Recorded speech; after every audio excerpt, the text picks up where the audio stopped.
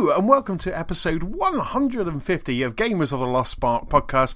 I'm your host Antony and joining me this week, it's the other Spark on the pod. He's back for his triumphant return, our very own King of the North. It's Mr. Steve Carter. Hello, how are you doing? You alright? I'm not too bad, sir. I'm not too bad. How are you? I haven't seen you for ages. I'm good. Like you say, it's a fitting return given that we're getting Game of Thrones back next week. As we record on the Thursday, it's coming out on the Monday. So yes. Finished my acting as a double for Jon Snow.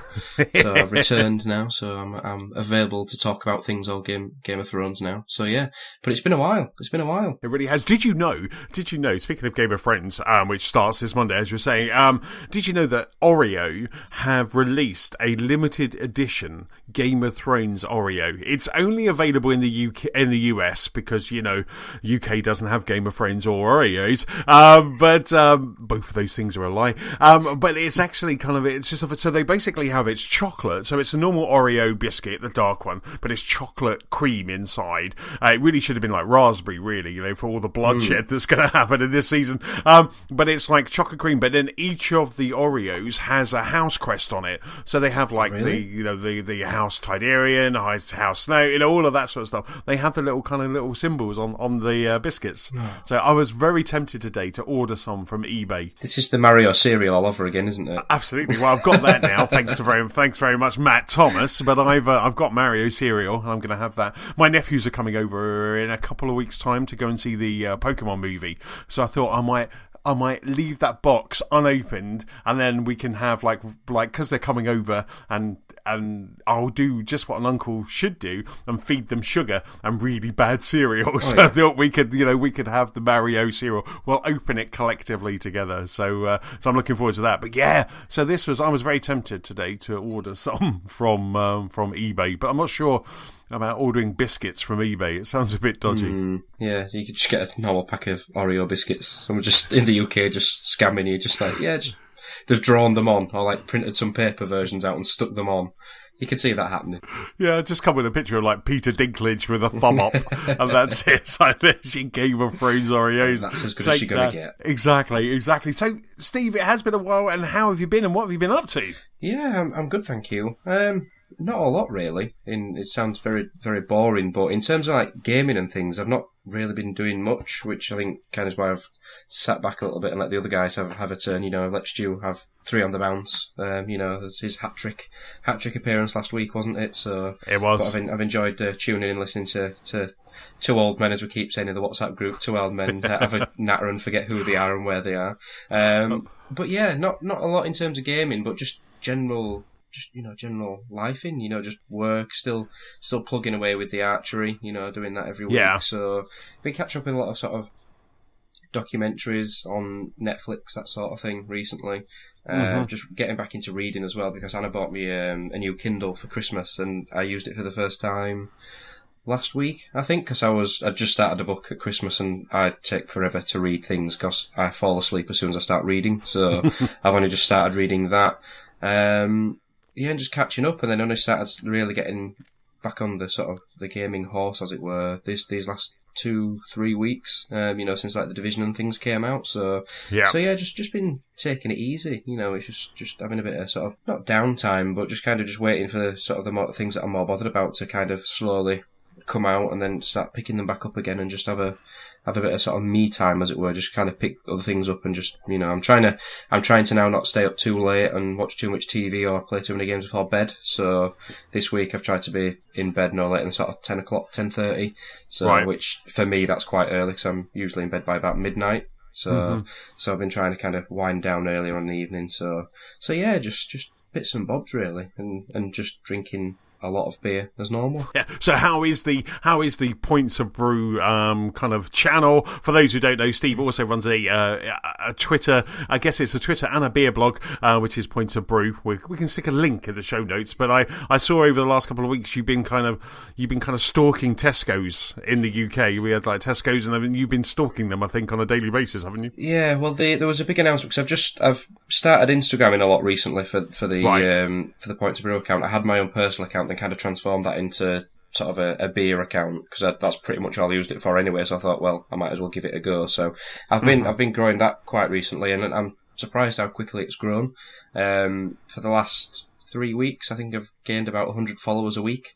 Wow. And I've started talking to quite a few people from the UK, the US, and Europe as well. Right. You know, just general messages about beer, craft beer, you know, the sort of events that they're going to and that sort of thing. Because there's a big event coming up next week called Hop City in Leeds, run by Northern Monk, which I'm actually volunteering at on the Friday, and then I'm actually going to the actual session on the Saturday to actually drink there. Wow.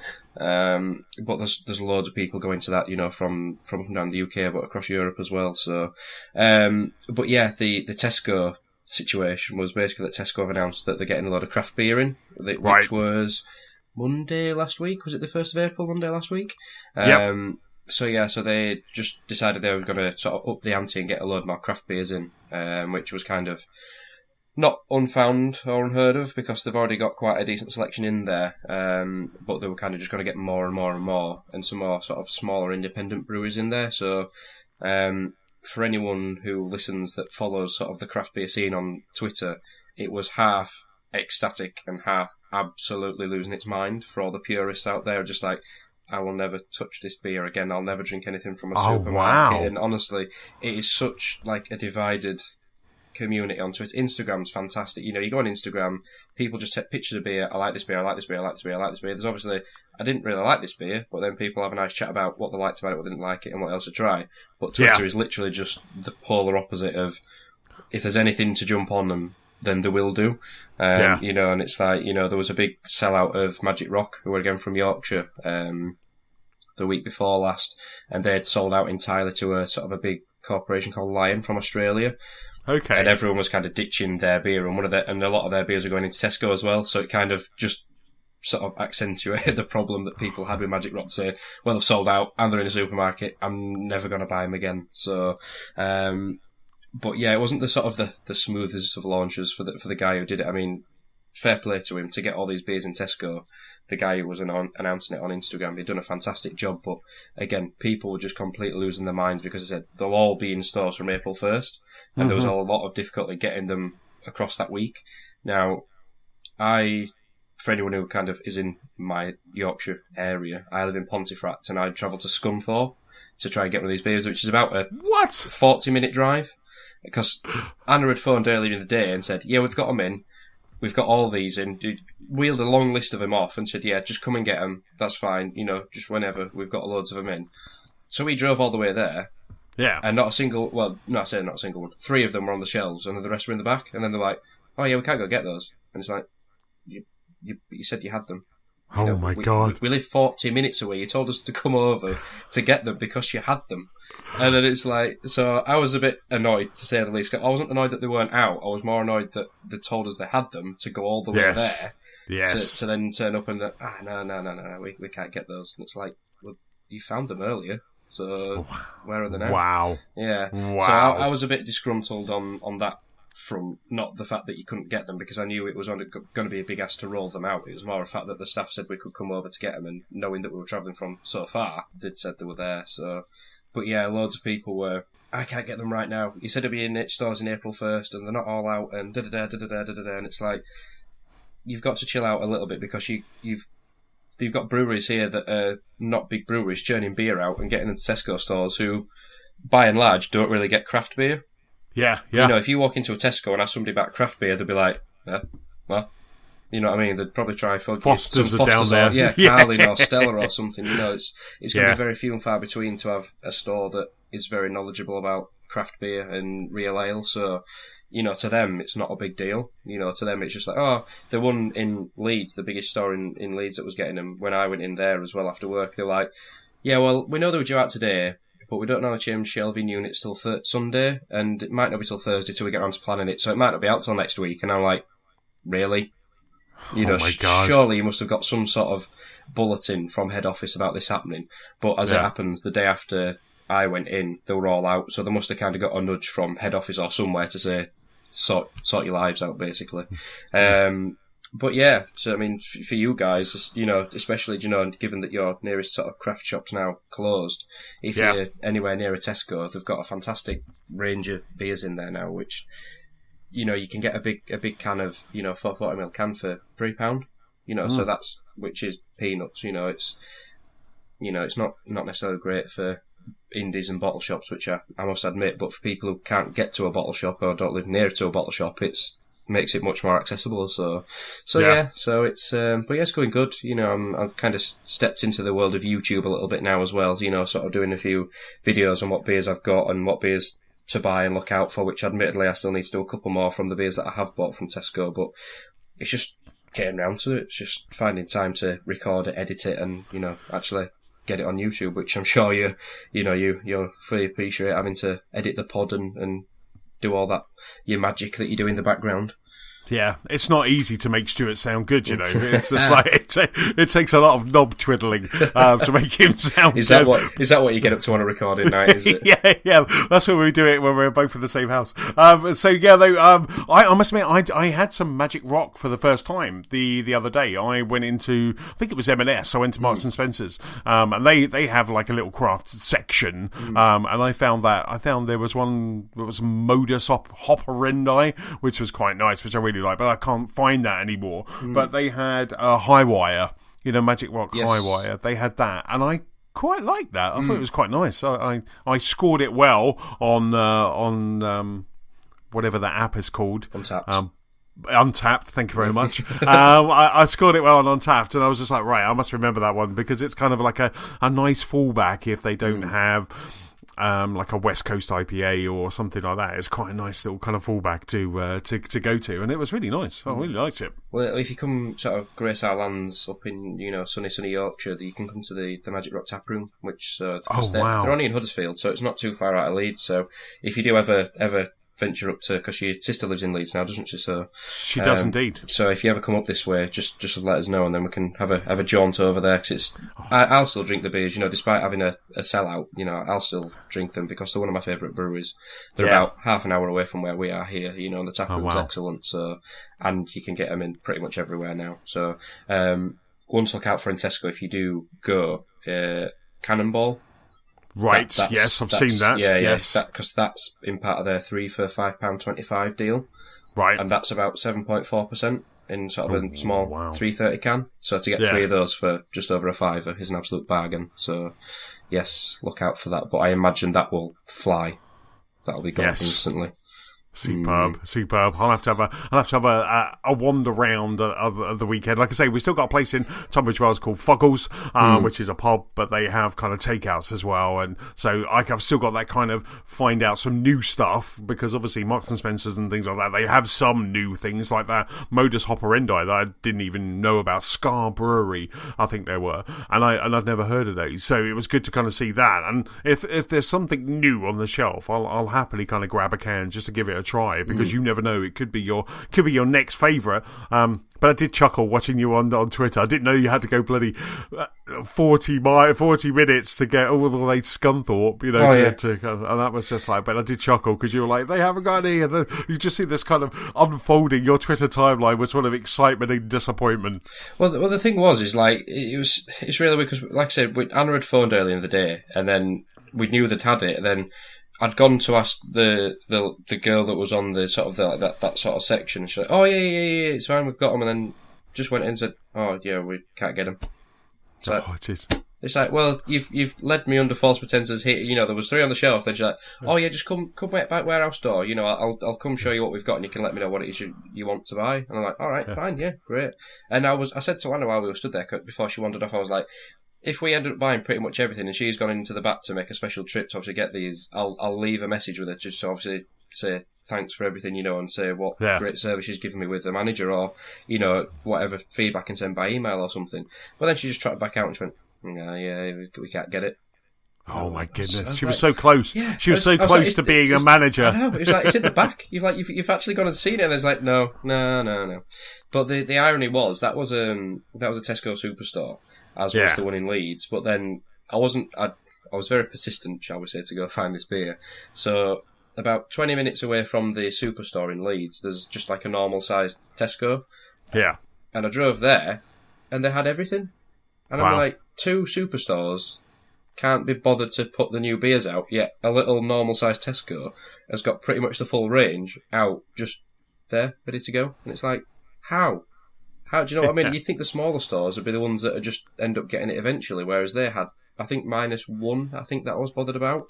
They had pretty much the full range. So wow, It's just, it was really a really weird sequence of events. But yeah, yes, it's Scunthorpe's not a place to frequent, shall we say? And that was a very one-off special trip. And there's probably a reason why it's got a swear word in its name. It's not a great place to go. So I can't imagine going there anytime shortly. Did you see the quizzical look on my face? I'm trying to work out what the swear word is. Take the S off when you're nearly there.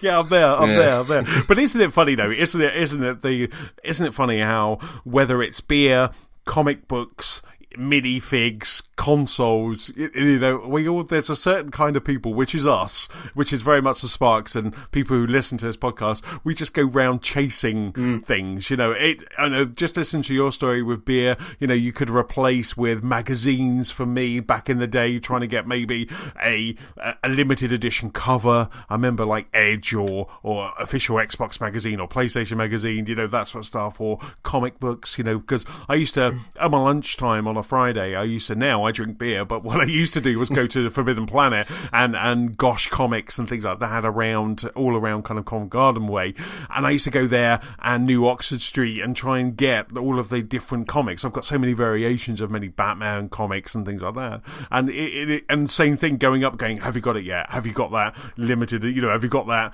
grade A, or have you got that kind of different cover? And it's funny just listening to you, because I can just replace that with so many things, and I bet James could replace it with minifigs, and and it's just bizarre just to kind of see how we are a certain type that are just forever chasing that exclusive and that new thing. Yeah, well, it's crazy to think that it is just beer at the end of the day. Do you know what I mean? It's just literally a drink of beer, and most, like I said, most staff in Tesco's are probably just thinking, "What the hell are you doing? Why are you here?"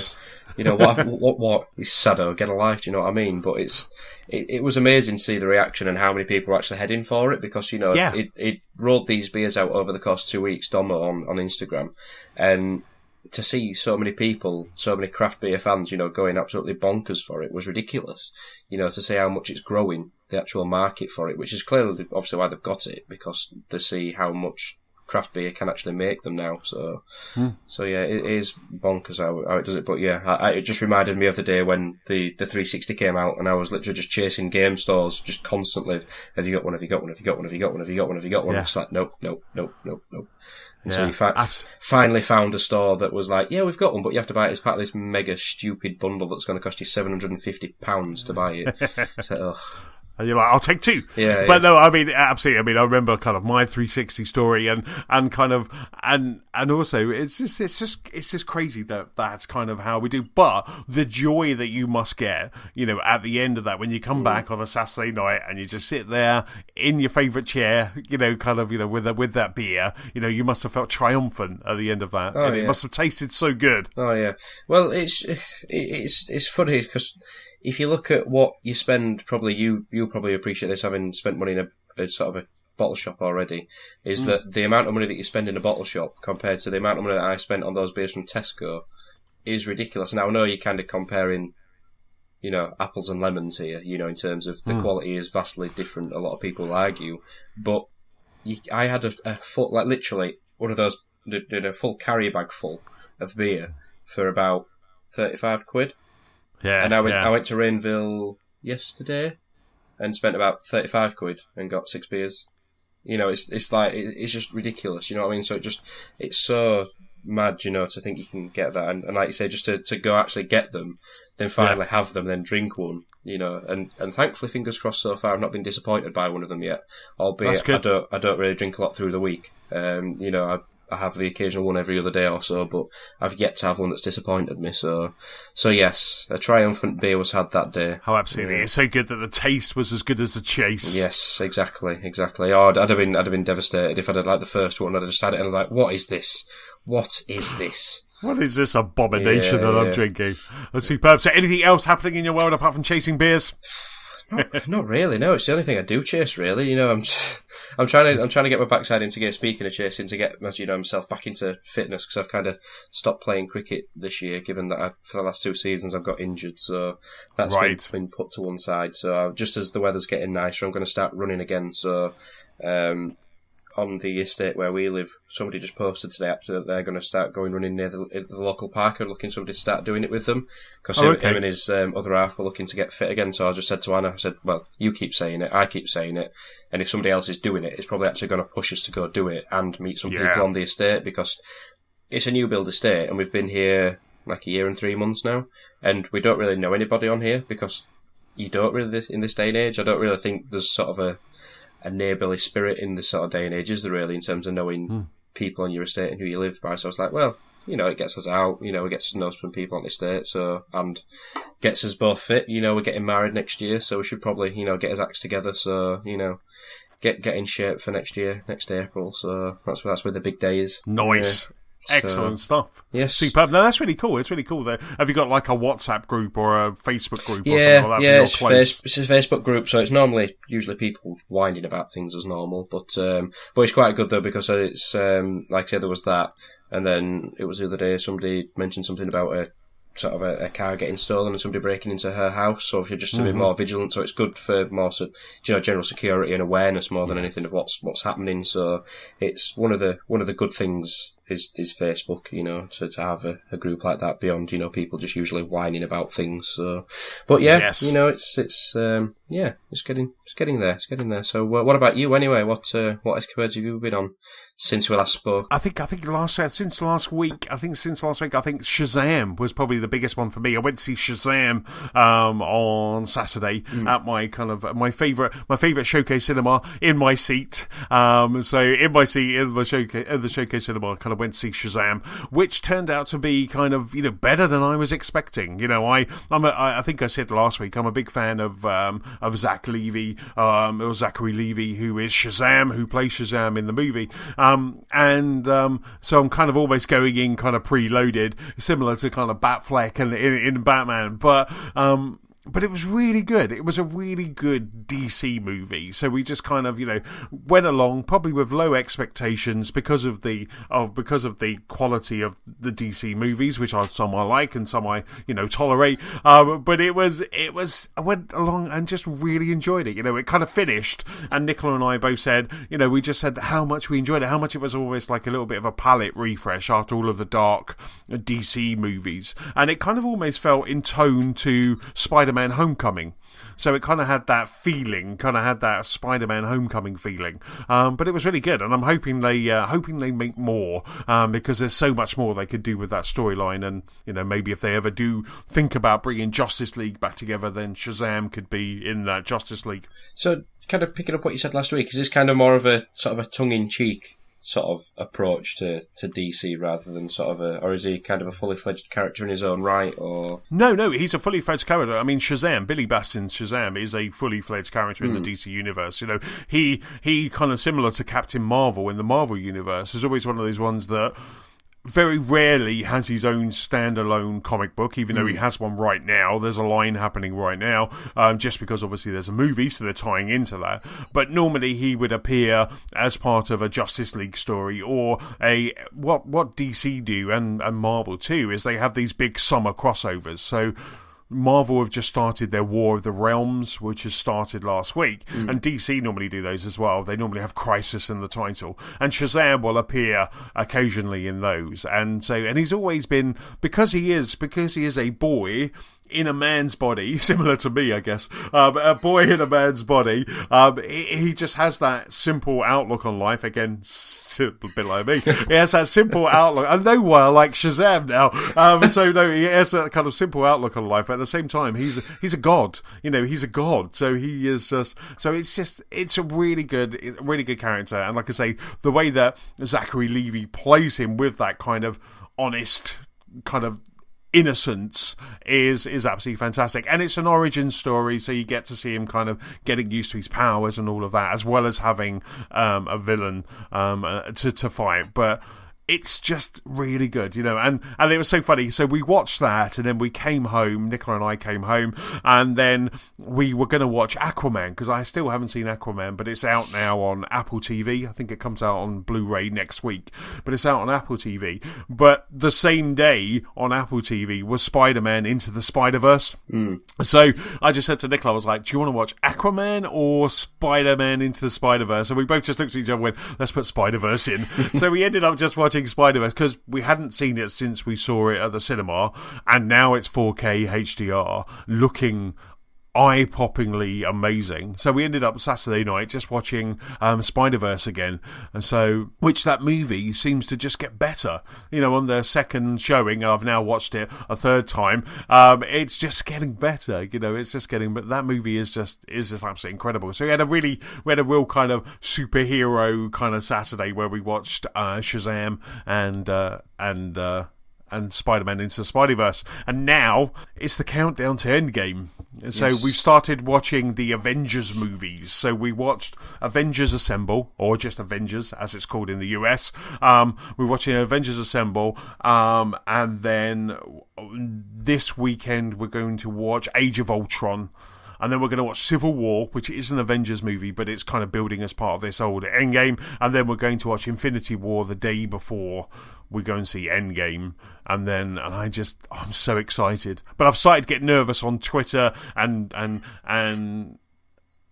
internet in general. Whenever I have this filter already, whenever I see anything to do with Endgame, I'm just skipping straight past it, because exactly, they're out doing a press tour at the moment. They were in London last night, and they were on Jimmy Kimmel and the likes last week. So I'm just like, nope, don't want to know anything. So I'm just kind of skipping this, blindly skipping through my feeds now. Yeah. But when's it out again? When's it? 25th of this month, so 25th of April. 2 weeks. This time in 2 weeks, because we're podding on Thursday the 11th, so this time in 2 weeks' time I'd have already seen it. Yeah. Did you say you're going to the first one in the morning, because you're not going to the midnight showing? Yeah. No, I'm too old for the midnight showing, because it's 3 and a bit hours long. So we've taken the day off. Nicola and I have taken the day off, and we're going along with my brother-in-law Brad. So the three of us are just going to go along, and then we're going to have a Five Guys afterwards, and probably just quietly, because you have to be careful, because if you're talking about Endgame and you're in a Five Guys, which is open, it is very open plan. You could spoil it for people. It's always that way where you imagine like coming out of Empire Strikes Back, and the other ones are coming in going, what is his father? Yeah. And so you could spoil Endgame. So it's kind of always hushed tones coming out of the cinema, and then just talk about it nicely in the corner, because there could be a group of guys or girls, there could be a group of people just kind of waiting to go into Endgame and having a burger before they go in, and then there's Brad, Nicola and I just going, and then there's this bit, and then so we have to be careful. And they just storm out, just throwing the burger at you. Suddenly we get a double cheeseburger thrown at our head. Yeah. So we have to be careful. But I cannot wait. I cannot wait to see it. I'm trying to convinced Nicola this weekend to go and see Hellboy, but I don't think she's having any of it. So she's like, we went to see Shazam last week, and I've got DIY chores to do, so I don't think I've earned enough kudos to go and see another movie until Endgame. Yeah, you've not earned enough other half points yet, have you? You need to build something, do some general DIY. My balance is low at the moment. I need to tend to the garden, get that ready for spring, and maybe do a bit of painting, and then I'm ready to go again. Have you not cut the grass for the first time yet this year? No. Oh. Well, we don't really have grass anyway in our garden, so it's just but I haven't pulled up all the weeds in between all of the paving stones and stuff. So yes. So the garden furniture's still covered. It's all that kind of whole big thing that I've got to do this weekend. Yeah, the furniture's not ready to come out yet. It's still cold. Still too cold for that. It is. It's cold and it's rainy. Yeah. But that's enough old man problems. What have you been playing, Steve? What have you been playing whilst we've been podding? Yeah. So like I said, I hadn't been playing a lot until sort of the last sort of month or so, when things kind of started dripping through. So kind of tapping into what you and Stu talked about a couple of weeks ago, I jumped onto the Division 2 with you guys. I think we had a evening together, didn't we? Just kind of learning the ropes, because you guys had already started it and I joined afterwards, so you were kind of showing me the ropes, telling me where to go, what to do, sort of thing. So I've played that with you guys, but I was the same as you as what you were saying, because as I was sort of messaging you, you were kind of recording this at the same time, saying we're actually talking about this right now. Is that we'd not actually gone back after that night of playing it. You know, we'd kind of, oh my god, this is amazing. You know, we're gonna have to keep playing this, and then not actually gone back. So yeah, we still haven't. You know, we still actually haven't had a sort of a mass session with, you know, the 3 or the 4 of us, which we really need to do. But I think it's more just actually organising that sort of time more than anything, isn't it? Really, you know, because you know, when I was, you know, I'm not that old, but when I was younger, you know, at school and sort of thing, I had a lot more spare time. It was easy to coordinate people to kind of say, oh, you're going to be around, yeah. But then obviously now, you know, when you get older and, you know, life takes over, it's kind of hard to coordinate 3 or 4 people to be around on one night, isn't it, really? So, but yeah, I've been enjoying that, and I've been playing with Rob. Is it Splash? Is that right? Yeah. So I've been playing with Rob a few times. So when I've been at a loose end, he's like, "Yeah, I'm playing it," which I think he seems to be playing it pretty much 24 hours a day at the moment. I mean, he's well at the end game now. You know, ready for the new sort of stuff to come out. So there was an update last Friday, was there? I think. Sort of a huge update with kind of the next sort of wave and next batch of things on to kind of. You know, to kind of do, as it were, in the world, because he'd kind of peaked out at level 30, so he's kind of, again, just tagging along with me. You know, he's happy to just keep grinding through it, but saying, oh, it's your game, you do what you want, but then helping me out with, you know, missions that I need to do, and, you know, what sort of the areas that you need to unlock, you know, the strong points is it, I think, that you need to take over, that sort of thing. So he's been a sort of a big help, you know, with pointers to where to go, what to do. Cool. And the balancing now is a lot better as well. You know, the kind of, if somebody joins at a higher level than you, it kind of balances it out between the 2 levels and sort of increases sort of incrementally. That's been a lot more balanced now in terms of, because he was level 13, I think I'm about level 10, 11, maybe 12, something like that. There's obviously a massive discrepancy between the 2 of us. He'd attract sort of high-powered enemies, but then they'd shoot me and probably, you know, nearly instantly down me, because I was still taking that level of damage from them. But now it kind of gives you a buffer that you can absorb a little bit more damage before actually taking a relative amount. So that's quite good, that. So it doesn't really spoil it for anybody. You know, you don't have that sort of one straggle at the back that's always having to be healed. You know, if for example, we played and kind of you were running around, you know, we shouldn't have to keep healing you when you've run around, you know, doing whatever you do, you know, just, you know, stuck at the back. So, but yeah, you know, I think it's great, you know, for what it is, you know, compared to the first one, you know, I mean, the first one was great for its time, you know, from the amount of hours that we played together, but this is just huge. You know, this one is huge. You know, I've not played a lot, admittedly, maybe around 10 hours of it, but I've only unlocked maybe 3 or 4 areas out of the 10 or 11 that there are. You know, not even touched the Dark Zones yet, the multiplayer bit. So, but yeah, it's one of those games that we need to play online more. Admittedly, we need to kind of get together more, but it's just finding the time to do it, you know, is tricky. So yeah, I've been playing that, but not so much on my own, because it's one of them that is great, but it's better enjoyed with somebody else, you know, because that's what it's there for. You know, it's there to be enjoyed with other people. So playing it on your own's a bit, yeah. And especially when you get stuck with a randomer who was just, you know, just loiters round, and then they want to do their own thing, you want to do your own thing, and then it's just a nightmare. So I've been playing that, but the sort of the thing I've been playing more is Kingdom Hearts 3. Right. So that I got that last week, the week before, I think, on Xbox, which was kind of a bit of a change for me, because all the Kingdom Hearts games obviously have been on PlayStation up until now, and that's where I played it when it first came out. Played the HD collection on the PlayStation as well, which I'm hoping that comes to Xbox, because anyone who hasn't played it obviously will be missing out if they don't have a PlayStation. But yeah, I wanted it on the Xbox just because it's 4K and HDR. Which obviously I'd have the HDR because I've got a standard PS4, but just more because obviously the Xbox can process it a lot better.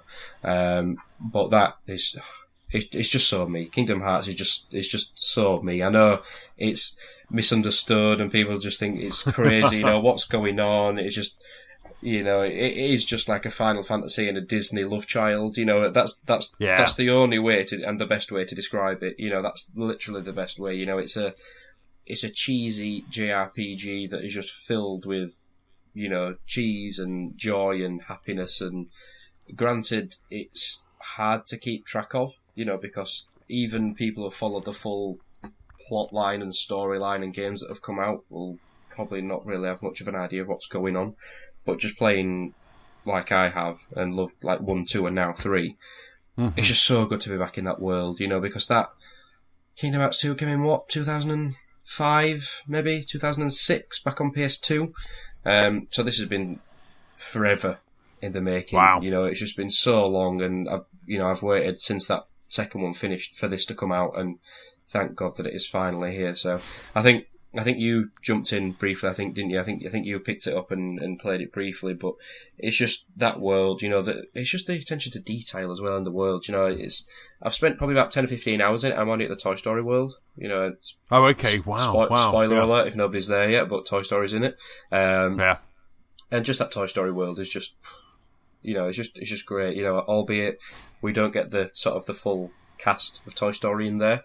I think it's Tom Hanks' brother play Woody or something. He does indeed. Yes. It sounds very much like Tom Hanks, I must admit.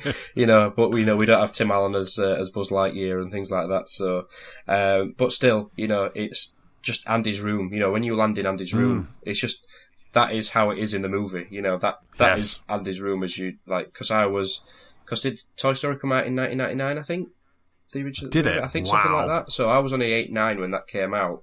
And going that just instantly takes you back to then, and it's like wow, So yeah, just loving it, and I can't wait to see how it finishes. If it does finish, which I'm guessing it will do, because I can't see it happening again. Or getting another game and waiting another sort of 10 years for it because this one was long enough. So yeah, I just purely love that. I just fall in love with it. Every time I play it, I just instantly fall back in love with it.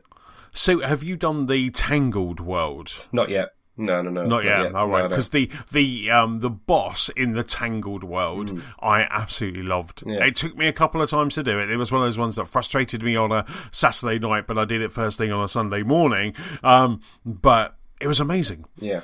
And in 4K HDR, the character just was incredible. Though the character that appears, the boss is just, I loved it. I took many screenshots because the character design was just incredible. And I've been playing it. I'm in another world now, and I'm just kind of. I'm enjoying it, but at the same time, it is just bonkers. I have no idea what's going on, and these people keep coming in cutscenes, but I have no idea what they're talking about sometimes, and it's just like, but it's amazing just to go along, like you say, just to kind of go along for the ride, literally in some cases, because you can summon rides, can't you? Summon Disney rides as specials, but just going along for the ride and just enjoying each one of these is just really cool. I want to show my nephew Ed when he comes over, because I reckon he might kind of like that, and I've got a disc copy, so he could always grab it and take it home with him and just have a play, because I think he might like it. I think he might enjoy it. Yeah, it definitely appealed to a sort of a younger market, like it did when the first 2 came out. But it is completely bonkers, and in this one especially, compared to the older ones, there's just so much going on in terms of the combat, because you seem to be able to do a special attack or a power up every 5 seconds, you're all the time. Oh yeah, it's just like this seems. I mean, I'm playing it on normal mode rather than sort of the easy mode or the hard mode. So hard mode might be a lot different, but yeah, just like every 5 seconds you can do a special attack with Donald or with Goofy or with Hercules or Buzz and Woody, and then you can summon the spinning teacups, the pirate ship, the VR blaster. It's just like, where does it end? Where does it end? Because even, when you've got you can get different keyblades, and again, you can equip 3 different keyblades at one time, which you've never been able to do before. No. And then depending on which one you use, you can then unlock a power for that. So like the one you get from Olympus, you can summon Pegasus as part of the special attack. And then, it happens all the time. And then, I think it's when, you get to sort of below sort of 25% health, you can turn into Sora's rage form, where it turns into sort of like a Heartless. And then again, that just gives you a ridiculous amount of power and regenerates your health quite a lot. And it's like, wow. But again, there are a lot of enemies when you first in battle. I'm quite surprised actually because it starts off quite not difficult, but it's not an easy ride to start with to get to grips with it, because there's kind of a start of it where it goes. It's kind of like a bit of a sort of a lull thing, because it goes, oh yeah, it's Kingdom Hearts 3, but then it starts off by saying Kingdom Hearts 2.9. It's like, right, what? Yes, huh? yes. What? So then you start getting, quite high powered, then you go back to like Kingdom Hearts 3, and then Sora's like, I need to find who I am again, which is when he needs to, find himself again before going on his quest to find Kairi and Riku. So that was a bit weird, but yeah, there's so much going on. But like you said, the Heartless design and things are so good because compared to what you like, for anyone who's played the PS1 and PS2 version, seeing like the Heartless going from what they were then to now, because right at the start of the game, you fight that same Heartless from the start of 1 and 2 as you do it in the start of 3. Which is the one where you're on that big platform, and you have to choose your your stats. Right, do you know when you're on that sort of big window pane, stained glass window pane? That monster or that boss is what you fight at the start of Kingdom Hearts 1 and 2, and just seeing that from what it was then to now, in full detail, full 4K, full HDR, it is incredible, and just to the normal Heartless as well. So I'm loving it. I'd sit and play that game all day. I could quite happily enjoy that world and just all the worlds it's got in it, because it is just me, that game. It's just a bit of, I say calm fun, but like you say, there's, when you do get stuck on a boss fight and you have to do it again, it's like, it is a bit frustrating. But that's just a case of just learning the boss, its attack patterns, trying to, because it's like that, I can't remember what it's called now, but that sort of lock-on thing where you can jump and go to, jump off the debris and things. Yes. I don't know if you fought that monster, the you will have done the 3 Titans of Olympus. And it, there's that big sort of whirlwind one, and you have to kind of jump across that debris on the outside to avoid what it's attacking. And it's like, it took me ages to figure that out. Well, because the first time I did it, I just like... But it's just a button tap, though, isn't it? It's like Y type thing, yeah. But then I had to figure that out to kind of get to grips with the pattern of the boss. But because I flew in straight away, and I probably only had half its health bar left, and then it killed me. And I was like, I was so annoyed, because I was like, oh my god, it's killed me, and I've nearly killed it. So it is... I'm enjoying it. Well, I was always going to enjoy it, because it would be very, very hard for them to mess it up, because it's what people have been wanting, like, say, for 10 years or so now. So that's one that I've been enjoying. But the last thing that I've been playing is Pokemon Let's Go. That's my other game that I've got from Boomerang, as well as Kingdom Hearts. Eevee or Pikachu? I got the Eevee, but no, did I? No. Right. Pikachu. Sorry, I got the Pikachu version. Oh, right, okay. Yeah, I wanted the Eevee version, but I got the Pikachu version, because this kind of splits me right down the middle, because I loved Pikachu as a child, but because I got called Stevie when I was growing up, I always got called Eevee. So I'm like, I've kind of got an affinity for both, so I kind of took it upon Boomerang to decide which I'd get, and I got Pikachu over Eevee. So every time I come across an Eevee in combat with another trainer and I have to kind of attack it and battle it, I'm like, I don't want to hurt that Eevee. I'd rather not. Have you got an Eevee in your group? Not yet. No. Oh, right. No, not yet. So I think when I last left off, who had I just beaten? I think I'd just beaten Lieutenant Surge, I think. Right. I needed to level up a few rock Pokemon to beat, because when I first tried him, again, I'd got to the last Pokemon of his, and then it downed me. It just wiped all the rest of my Pokemon out, because obviously when you start with Pikachu, fighting electric Pokemon with electric Pokemon's not going to really work. So no. So I think that's where I left it, and then I was going on to after there, is it Lavender Town or somewhere after that? I think, because you have to go through. Is it the rock tunnel or something after you've been there? Because you get the light up, you get the flash, don't you? The light up ability. So I think I'd gone through there and then coming out of the other side of there. So that's just because it's on the Switch. Obviously, I always play my Switch in handheld mode. That's just something that I just pick up and just play, and then just leave it, and then I'll just come back to it. So it's just sat in its case, and just on a night time, or I'm tempted to take it to work and just play it on my lunch, to be honest. Depending on what shift I'm on. If I'm sharing a lunch break with somebody, I won't take it, but when I'm on my own, I'm just thinking, I'll just take it because there's nobody here. So I'm playing that. But for me, growing up with Pokemon on the Game Boy when I was at school, playing kind of a refreshed version of that is great to see, just seeing what they've done to bring that to life in a new environment, because everything is pretty much the same in terms of its, there's new things in there, which there had to be, but, the kind of, the town layouts, how they are, the pathways, the tunnels and everything, the gyms are the same, the gym leaders are the same, and to a certain extent, some of the people are the same, you remember people being there and that sort of thing, like the Snorlax blocking the path, and you have to go get the Pokemon flute to move the Snorlax out of the way, and, so it is, it's good to see that they kept a lot of the original features and original things in there, but by the same token, like, the power-ups, like the cut and the flash, they just let your Pokemon learn that without having to force a Pokemon to override it to learn it, which you had to do back in the day, obviously. So little tweaks like that make it a lot easier and a lot better, to appeal for what will be the idea of a younger audience, won't it? To get kids involved with it. So, but I think it blends the two sort of, concepts, features perfectly together with still having that Pokemon Go feeling in terms of there's Pokemon just walking about wandering.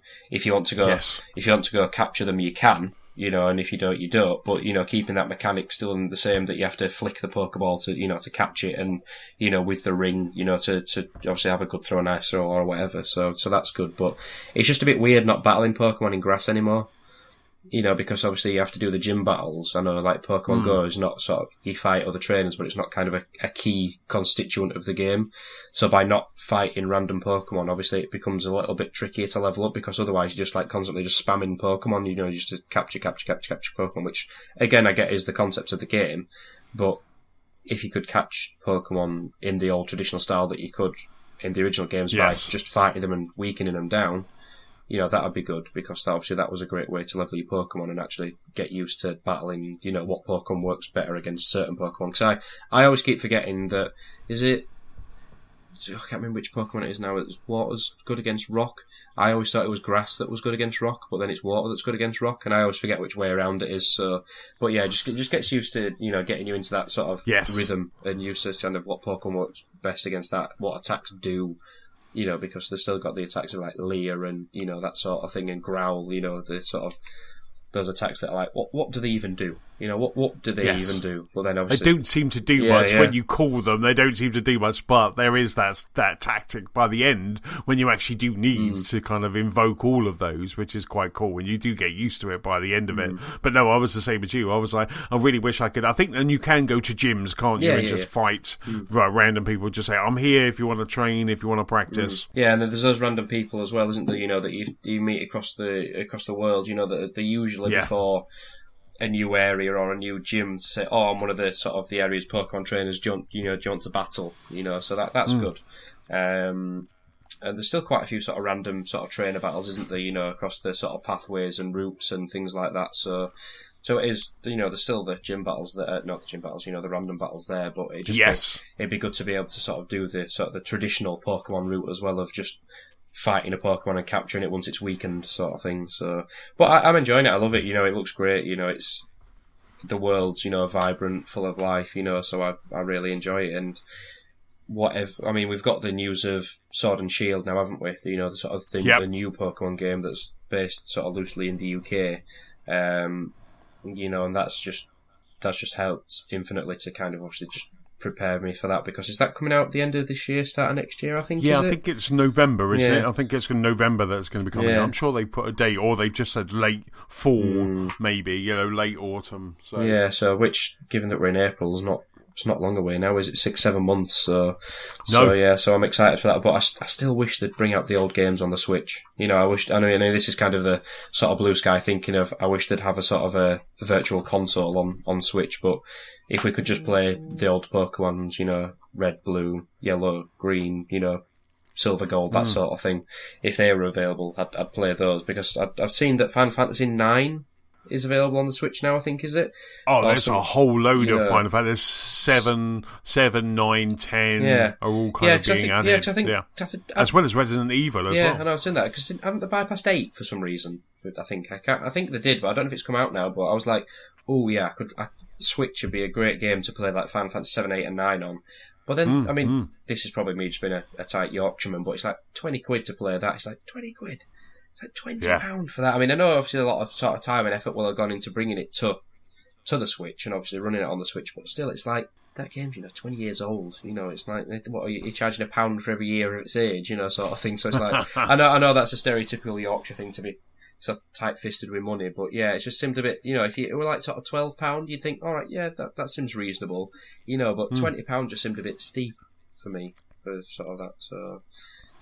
I think someone put on Twitter the other day, because of all of the Resident Evil games are like about £30-35 each, and it's like, if you looked at buying all the Resident Evil games on the Switch, on the Xbox or PlayStation, I think they're like a $5 or something. Yeah. But here they are almost full-price titles. I mean, Final Fantasy X and X-2 on the Nintendo Switch is $44.99. Wow. Because you could... And Mortal Kombat is $49.99. So that's just like... But I mean, X and X-2 were originally... Did they come out on PS3 and Vita? Because I'm sure they've been re-released on the PS4, those HDs. Right. And it's like, you must be able to pick that up for £15 or so now on the PS4. That's what I mean. It must be able to do that. 44 quid for 10 and... I mean, 10... is probably one of the best Final Fantasy games there's been, arguably. X-2, you can quite easily leave that alone, but £44 for both of them is just ridiculous. But that's what Boomerang's for, isn't it? You know, you kind of like just go to Boomerang and kind of get those from there, you know, and that's quite cool. But yeah, I was interested. I saw those the other day, and I was very interested to maybe kind of dabble in a Final Fantasy. Obviously, 7, I say this and I roll at the same time. We've got the 7 remake kind of coming out one day. It's like Brexit, isn't it? It's like, it'll happen eventually. Yeah. It's never going to happen. But, you know, so I'm reluctant to play 7 again because, as I think I've said many times on the pod, I only got to the end of the first disc on 7, so I've kind of got a lot that I've never played. So I was thinking, maybe I'll play that, you know, because it would be a great Switch title. You know, at the moment I've got Yoshi's Crafted World, which I'm absolutely loving. But I just thought, a Final Fantasy game on the Switch on the train would be so much fun. Yeah, well, that's it. It'd be a great game to dip in and out of, you know, because I think Final Fantasy works like that in terms of it's got a story, you know, as every one of them do, but it's not to the extent that you need to keep playing it to understand what's going on. You know, given that in this day and age that we've got the Switch that you can put in standby mode and pick it up again straight away, you know, you could quite easily put that down, then a couple of days later come back to it and pick where you left off, you know, because 9, if I remember rightly, was a really good one. That, you know, I loved 7. I never completed 7, to be honest with you. Right. I remember when it first came out, brother getting stuck on, I think it was the last disc, I think. Right. And he got stuck on one of the bosses, then he just gave up on it. But then it's one of them things that you try and go back to, but then it's lost its shine a little bit, hasn't it? You know what I mean? Because obviously you look back at it now and just see a game in today's graphics, and you go back to it and it's like, wow.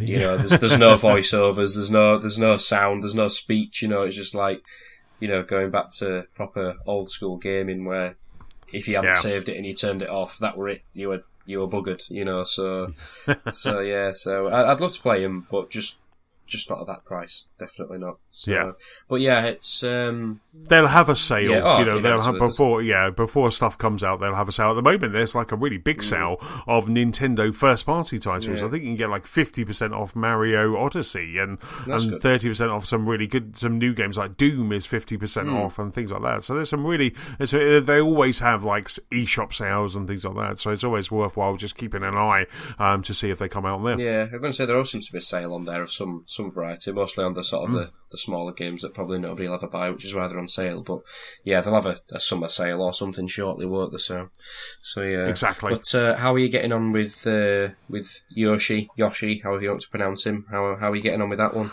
Yoshi's Crafted World. I'm loving it. It's starting to get tricky now, because I think last week I was like talking to Stu and I was saying that, you know, kind of at the moment I've had a couple of levels I've had to kind of play over and over again, like once again, but now I've got to the point where I'm playing them over and over again, like, oh, I could have done that better, or I'm just not getting to the end. So I'm actually kind of getting a little bit more tricky. They're getting a little bit more tricky. I'm getting challenged, which I absolutely love. You know, I spent the journey coming home from London last week just kind of like playing, so much so that I missed all the text messages coming from Nicola, kind of asking me what I wanted for dinner. And so I was like, because I was just there, I was just playing kind of Yossi's Crafted World, and I'm just really enjoying it. So there's some really good worlds, some really good ideas, and they challenge and change the style, the kind of the well, so sometimes you're on the dog Poochie, you know, sometimes you're kind of flying through the air, or you're in a big mech Yoshi, which I think I was talking about last week. And,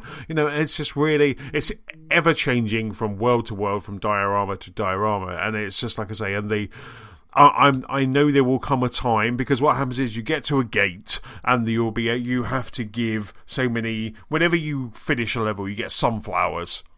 and it will get to the point where I need extra sunflowers, where I need some more sunflowers to get through that gate. So I know that I'm going to have to at some point go all the way back to the start and start playing those games and unlocking the kind of 1 or 2 sunflowers that maybe I haven't got, because I think it got to the last gate and I needed 15 flowers to unlock it and I had 20, but you can guess that the next gate's going to be 20 or it's going to be 15 again, so I'm definitely going to have to go back and find some more poochies or do the extra stuff in the levels just to kind of get through the next gate. So I'm looking forward to that. I'm looking forward to kind of almost going back to the start and then just kind of doing these levels, either flipping the levels, because you can flip the levels and find some that way, or just doing the extra challenges, because sometimes you'll have a little robot outside one of the levels saying, you need to find me 3 cows, or you need to find me this flat fish, and you need to find that in the world. So as you're playing the level,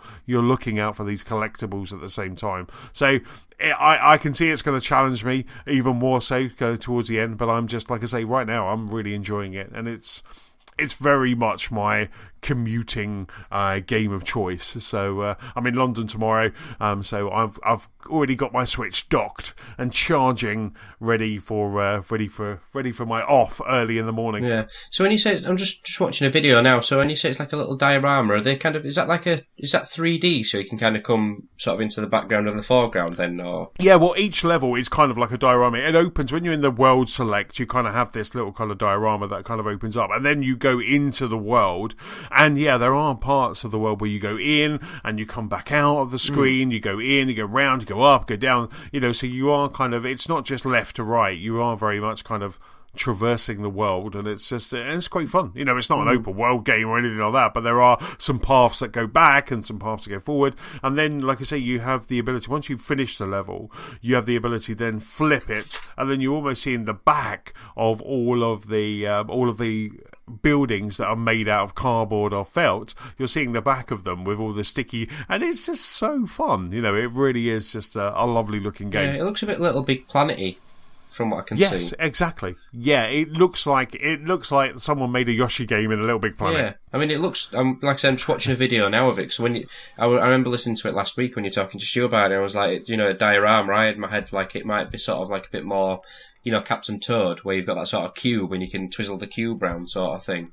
I wasn't expecting it it's to a be. full... Yeah. It's a full-fledged level, but what I was meaning by diorama is like each of the, as you go up to a world and unlock a world, it almost like opens up like a pop-up book, and then there you have it, and you kind of jump into that, and then you have a level that's themed around that, and it's just like there was one that was, there were lots of flying things, so you're jumping on balloons to get onto the flying things, there's just all that sort of stuff. It's a very lovely game, and it's really funny because Nicola wants to play it as well, so I think she's kind of waiting for me to finish it, and then I'll pass it over to her to have a play of it, but she keeps kind of looking over my shoulder whenever I'm playing it. Kind of, we're sitting in bed and I'm playing Yoshi's, and she's just kind of checking it out. I think she's itching to kind of get a hold of it because it looks fun to play, and it is fun to play. Yeah, no, it looks great. I'm just watching one now where it's kind of on sort of cardboard planes on a string, and then like a sort of a go-kart racing level, that sort of thing. It looks pretty good, to be fair. Right. Yeah. Something I'd play. Good. But this is to me is like what Nintendo's good at. It's like, for as much as people, sort of bemoan at Nintendo and kind of have a gripe with them for saying, yeah, but they've only got sort of like 5 IPs, the 5 same characters. Like, well, yeah, but look at what they can do with those same 5 characters. It's like, if you wanted to boil it down, you'd say that, for Microsoft, for example, with Gears of War, it's like, well, yeah, but what can you do with Gears of War apart from making a stupid bloody vinyl pop game out of it? But it's like, with at least with sort of with their sort of names, they've got like Mario, Yoshi, Zelda, that sort of thing. At least they can sort of do a lot of different things for it. There's a lot of different things that live in the same universe, but they've got a bit sort of like Marvel Avengers, really, innit? They can have all their own spin-offs and have one big game. You've got your big game like Super Mario Odyssey, but then, like you say, you've got this, you've got Captain Toad, you've got everything, and this to me is what the Switch should do, and what the Switch is best at, and what Nintendo are best at doing. Because this looks a bit like sort of, again, looking sort of back to like sort of Paper Mario, or sort of Sticker Mario, and that sort of thing. So, but yeah, I'll definitely get it from Boomerang and play it, because I've got Captain Toad. I actually bought Captain Toad, and I need to play that more, actually, and I love that game. You know, that's quite good, you know, because that's same again, you know, you can go back to that and kind of flip the world round to find the hidden sticker toad, that sort of thing, can't you? So no, it's something that I'll definitely pick up.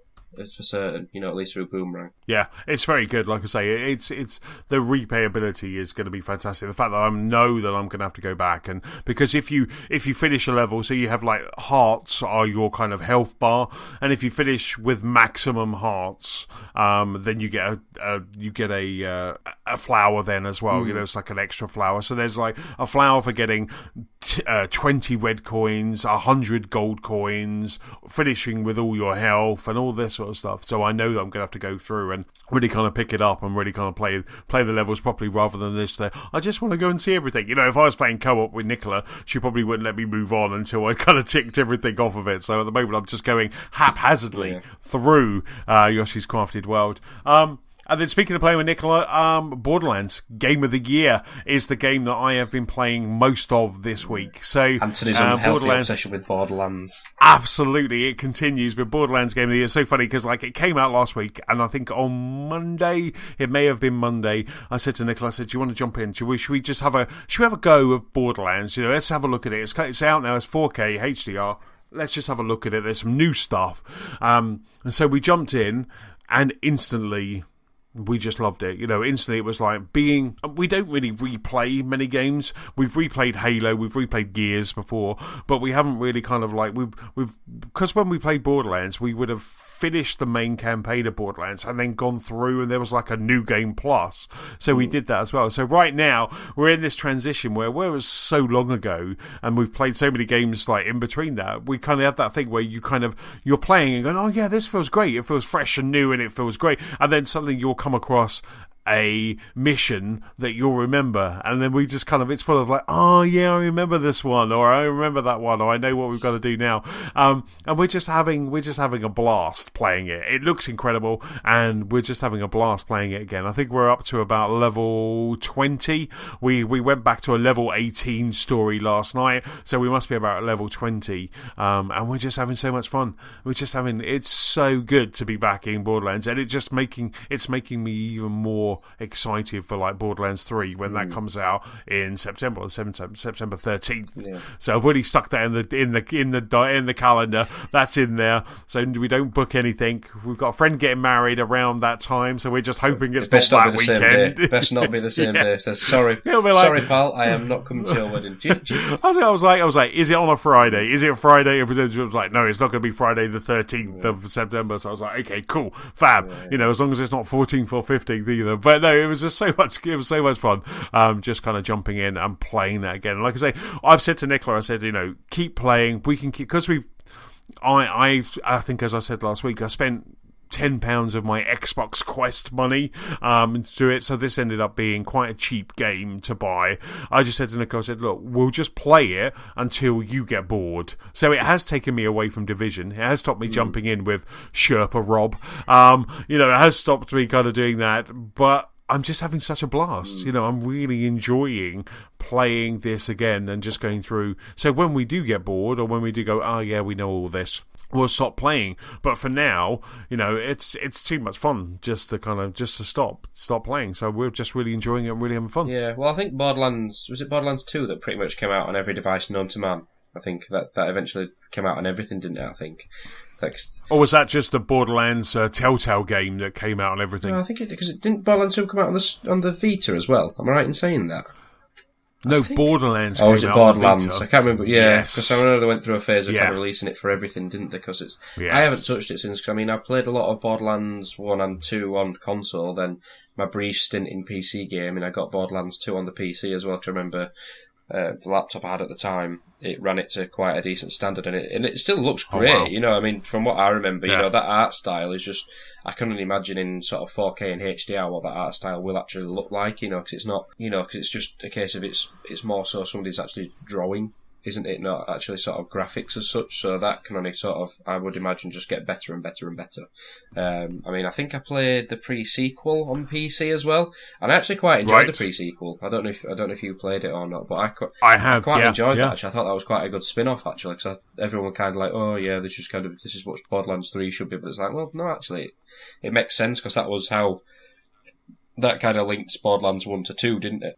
Yeah. So I quite enjoyed that, actually. And I don't know what it is about Borderlands. It's just something about that world is just, it's just great, and I think everyone, because like you said last week, it was kind of came out the same time as Rage, I think, was it? And kind of, I think it was Rage and everyone thought it'd be quite similar. You said, obviously, it makes you wonder what that, is it Rage 2 that's coming out? Rage 2 comes out, the 5th of May, I think. So it's just like, and just a correction, you were right about PS Vita. It was Borderlands 2, not Borderlands 1. So you were right. Sorry, Steve. That's all right. But yeah, I enjoy it because, like you said, because you could pretty much get it on every device going. I think I played it on Vita as well. I don't know, I played some Borderlands on Vita. I think it was free, wasn't it, as part of a PS Plus 1 month? So, yeah. I think it might be. Yeah, I think it was. I remember playing it. I don't know if I got it on cartridge or not, but it's just... Yeah, no, Borderlands is just one of those things where you're constantly getting new guns. You're constantly upgrading your special abilities. So you have loot, leveling up, upgrading your abilities, just fun. The gunplay feels amazing, and the difference in the guns. Last night we unlocked a rocket launcher. My standard loadout is always a rocket launcher, a really high-powered machine gun, and maybe a sniper rifle, where Nicola's kind of more sniper rifle shotgun, and she's kind of more up... She's really funny, because she's like sniper for far, but then she'll go up close and really kind of, do it that way. But the rocket launcher's always been kind of my weapon, to the point where I remember once Nicola was screaming at me because I had a rocket launcher that basically just, you can get like elementals onto your weapons. So mine was just like corrosive elemental, and it was just spurting green stuff everywhere. And she's like, I can't see anything. Stop it. So she shouts at me for my cooking ability in Overcooked, my driving ability in Borderlands, which is abysmal. And also for kind of just like firing lots of weapons. Just spamming everybody with rockets left, right, and centre. It's like there's one psycho dwarf, Antony. Did you really need to shoot him with a rocket launcher? Did you really need to do that? The answer to that is always yes. But you're right, in 4K HDR, because obviously Nicola's playing on the big TV, it looks amazing. The cel-shaded graphics just look really pop. That black outline on everything, it's like the floor or whatever, or the neon signs, which I have a real fondness for. They just look absolutely lovely. They just look really good. There's been a couple of times where I've said to Nicola, oh, just look over there, because I can see it on my screen. And I'm like, just look over there. And she'll look over there. I'm like, oh, that's lovely. And I'm like, okay, move on. It's just like, so it must be really annoying. I did say that, because I'm playing on an X, but I'm playing on a 1080p TV, as anyone listens to the pod will know. But I did say my goal is to, by the time the next consoles come out, I need to be playing on a 4K TV. I need to be playing on a 4K TV or a monitor or something, down in the movie room, because we've got the big TV and that little one that I play on when we're co-oping. I need to be able to kind of get that up to 4K, because it's just annoying me that it's not now, to the point where I'm going, I might go upstairs to the living room and we'll just co-op through the floor, we'll just do that, because it's really starting to annoy me now. So I'm just like, when the next generation consoles, when the next Xbox, next PlayStation, etc., I really need a proper TV as the second one in the movie room. I really need that now. But that's Borderlands. I mean, like I say, we're going to play until we're bored, and we're aiming to play a bit more at the weekend as well. But like, as you say, I'm a bit desperate to kind of jump into Division 2 as well. I think we need to kind of do some organising, especially now that you've said like jumping in with Rob, who's like tier level now, is okay, because I was worried that he'd maybe got so far ahead that I would just die all the time and just be an annoyance for those guys, But it sounds like it won't be too bad. Yeah. Well, like I said, from the couple of nights that we've played together, it's more like he's happy to just play a supporting role in terms of, because obviously because it levels up in terms of its balance. Even though I'm lower level than him and he joins my game, it still goes up to his level. So excellent stuff. So it still kind of tiers up to his maximum level as well. So it is even and fair, but he's happy to just kind of sit back. Yeah, you just tell me what we're doing, we'll go do what we're doing, because he still gets loot for what you're doing, but his loot is in respect to his level, whereas obviously your loot's respect to your level as well. So he might get a load of stuff that's not useful to him, But obviously, in terms of deconstructing it, getting materials from it, and then obviously being able to craft other items, it still has a benefit for him. So obviously that doesn't spoil it for him. Just going, no, I'm doing this again, I'm doing that again, and da da da da da da. It actually has some benefit for it, so that's good as well. That it still looks after both ends of the spectrum. Sounds perfect. Sounds so good. Sounds so right. Let's get into the news, Steve. Yes. But before we get into the news, don't forget you can rate, review, and subscribe to this very podcast for free on iTunes, Spotify, and also YouTube. In the news this week, PSN name changes are now live. There's a fresh batch of Game Pass games, and also Star Wars. It's time to start talking about Star Wars. I won't get too excited. I did put it in caps. I won't get too excited. Star Wars. Star Wars. Yeah, I think that was that's the name of the news item. Right. So first piece of news, Steve, is with you. Yes, and as you just alluded to there, it's finally happened today as we record on the 11th that in Europe you can now change your PSN name. So I think you touched on this a few weeks back now, I think, to say that it was coming, which is about time because you've not had this function ever, as far as I'm aware, on PlayStation. That's right. Whereas obviously on Xbox, for a time, you had to charge. I think they charge you for it still now, I think I'm right in saying. But the ability was still there if you wanted to change it from those stupid names that kids always gave themselves when they were younger with the stupid amount of X's at the start and the end and this, that and the other. So, but yes, as of today, you can now finally change your PlayStation ID.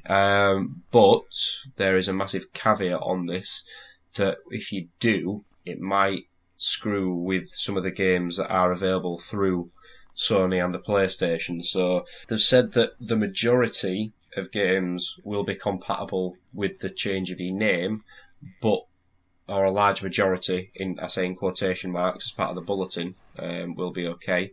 But there are still some games that they're testing that may have issues with the name change. So these are not limited to and can be more than this apparently, that your old name might show if it's an online game as part of stats or if you've got a marker for your name.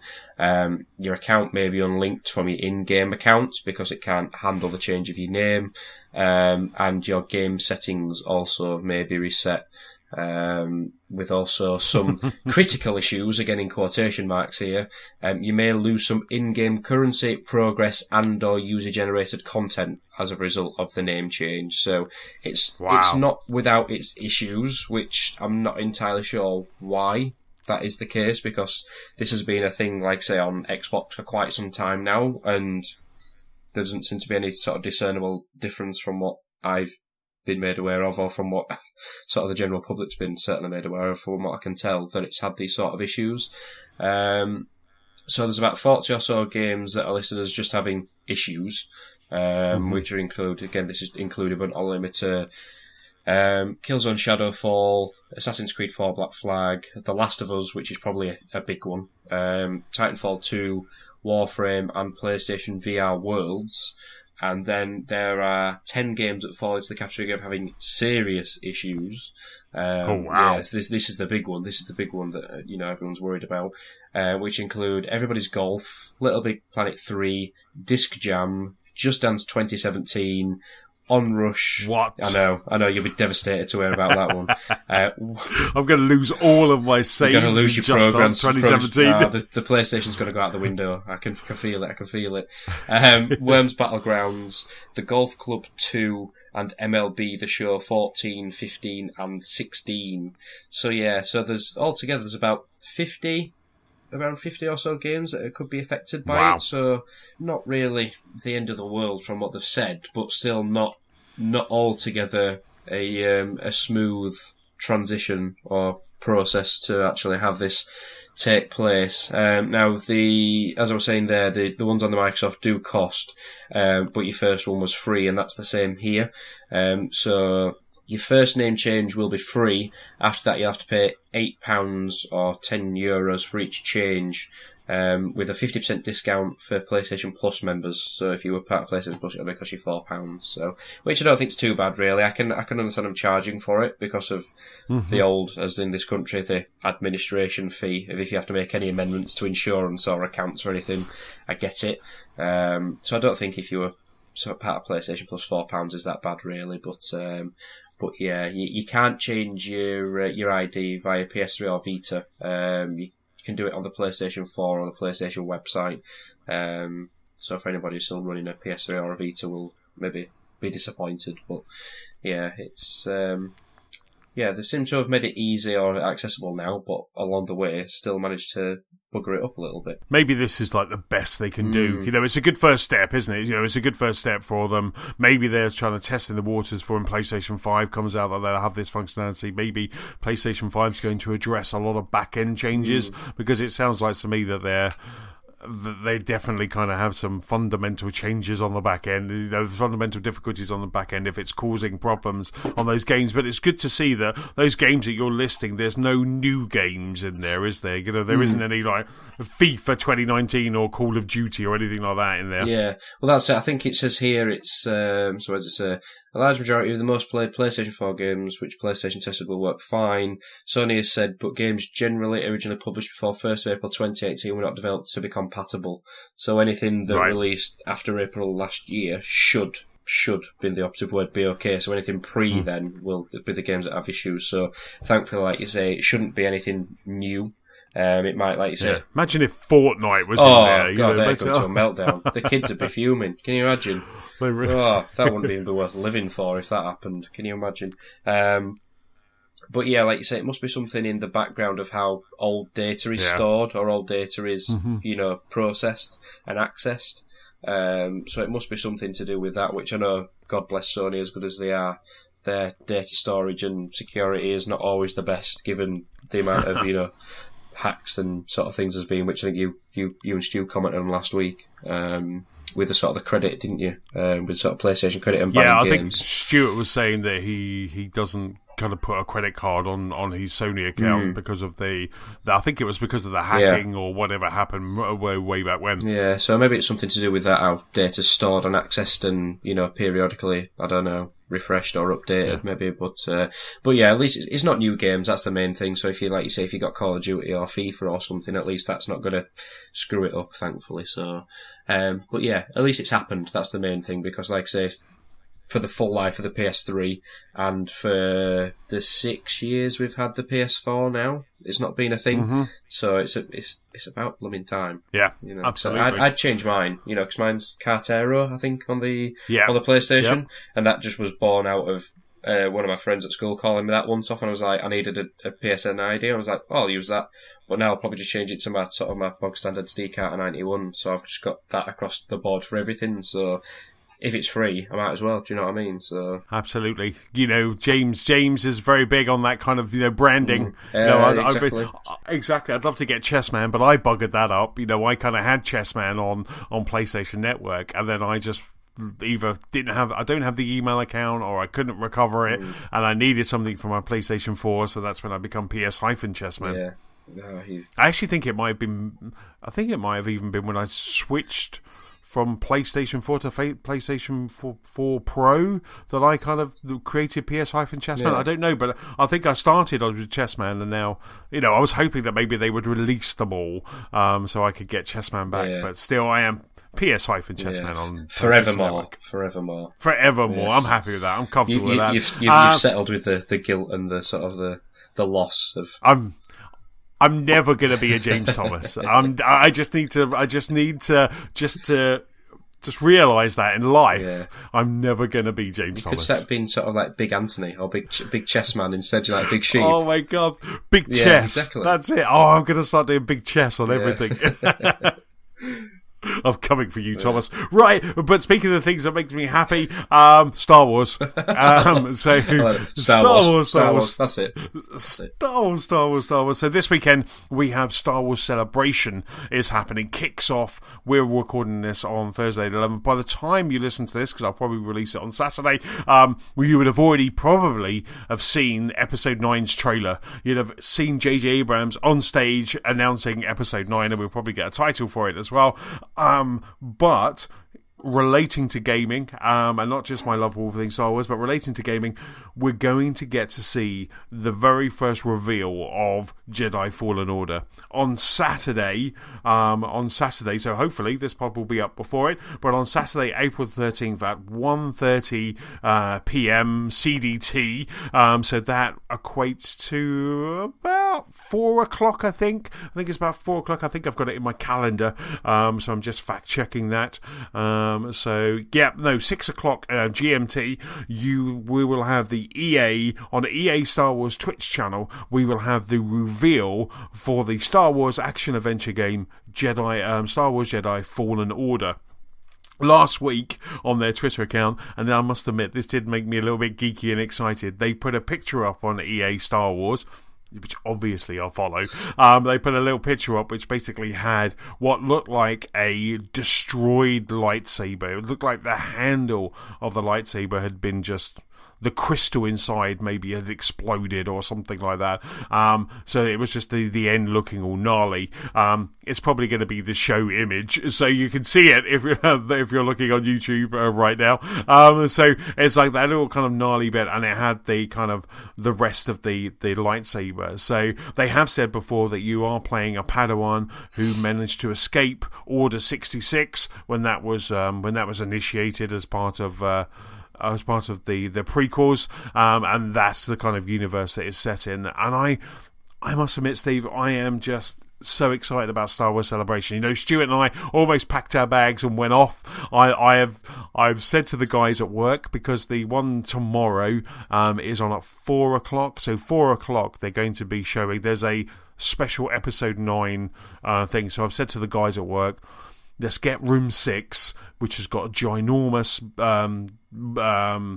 screen, so it drops down. We've got a projector and a ginormous screen. I said, let's hook up a laptop to that and we'll just watch the event in room 6. We'll just book it out and we'll watch it. It's very unprofessional. Do you actually do any work, Antony?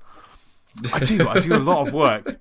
I have so many people. I do a lot of work, but this is Friday at 4 o'clock. Who does work then? I just had my weekly retrospective, so I just need to write a quick email, just kind of like to my, and then that's it. I'm just going to be there watching this episode 9. But like I say, more importantly, going to the more on games, Star Wars Jedi Fallen Order. I will get used to that title. Star Wars Jedi Fallen Order.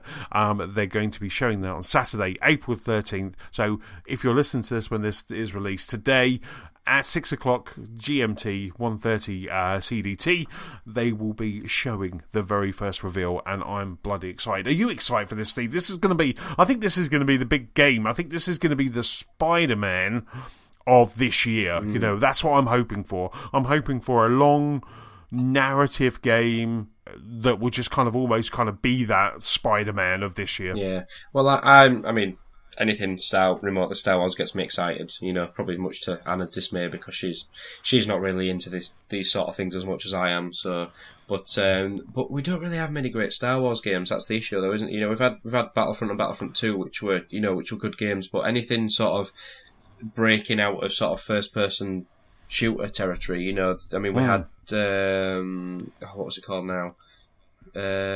Force Unleashed, is that right? Force Unleashed and Force Unleashed 2. Yeah, that was really good. Yeah, they were pretty good back on the 360 and the PS3. But I think wasn't there sort of a teaser for a Star Wars game that Amy Hennig was working on, and that's got canned? Am I right in saying? Yeah, you know, so that got canned ages ago, didn't it? That looked amazing. Yeah, I know, that looked incredible. You know, so in terms of Star Wars and video games in particular, we don't really seem to have much luck or success with. You know, we get a bit of good news in terms of, we've got this, you know, we've got Amy Hennig working on it, and then it just gets, you know, binned off. You know, and we don't really get much in the way of that beyond the films. So, you know, like you say, this ties into the prequels, and like you say, just from the teaser image there of that sort of lightsaber on the runes. You know, it's, you know, what's it going to be? Is it going to be, you know, it's obviously going to be linked to the prequels, but is it going to be directly related to them? You know, what sort of the story going to be? You know, what worlds is it going to have in it? What sort of cameos is it going to have in it? You know, it's and what more to the point, how's it going to play out? Because I think, if, like I say, we've had sort of Star Wars games come and go in the past, with The Force Unleashed, but is it going to be a little bit like that in terms of you choose your own path, so you can be like a Jedi or a Sith, or, what powers are you going to have, is it going to be sort of, you can make decisions, you can go down your own path and it plays out differently, or is it just going to be a set path, so I'm excited by it, I hope it's not a case of that it's a letdown, in terms of that it builds up and builds up and builds up and it's just a bit of a flop. But certainly, like you say, I think it could be sort of like a Spider-Man sort of game in terms of, that sort of thing, to give something sort of like, because in a way that good 20 hours, a 20-hour campaign, something like that. But I think the Spider-Man game kind of give the whole sort of Spider-Man sort of franchise and sort of world a bit of a kick up the backside, didn't it, really? So hopefully if we get this, that's a good Star Wars video game, that might kind of, give people sort of a bit of, impetus to kind of, kick on from there, because I can see why sort of Disney were a bit sort of angry with EA from, the Battlefront launches with what happened, to kind of, well, everyone were excited about Star Wars, now they're not.